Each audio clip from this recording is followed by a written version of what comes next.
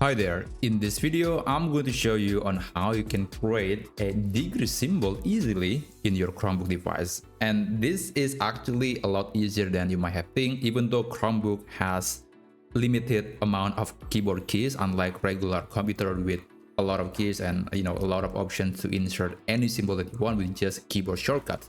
But in Chromebook is a little bit different. So here's how you can actually insert the degree symbol using just Chromebook, and we're not going to use any third-party tool or app to get this degree icon. Okay, so what you need to do is you have to press the keyboard shortcut Control Shift and then the letter U. And if you don't know where those keys are located, I'm going to show you.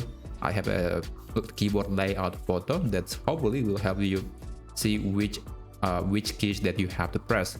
So this is a typical Chromebook keyboard layout. The keys that we have to press are Control, Shift, and then U. So Control, Shift, and then U.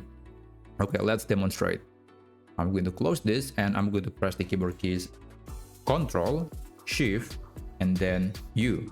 Okay, and after that you have to type 0, just the number 0, and then 0 again, and then the letter B, and then 0, and after that you can press the enter key, and there you go. It will be turned into a typical degree symbol, and this is actually one simple way to do that.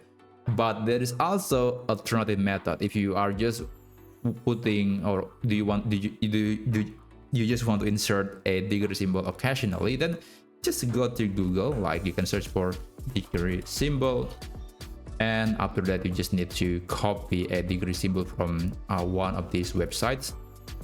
So let's try this website first, and I'm just copy, and I will get the same symbol anyway. So in my opinion, that's actually pretty simple, and you don't have to remember anything.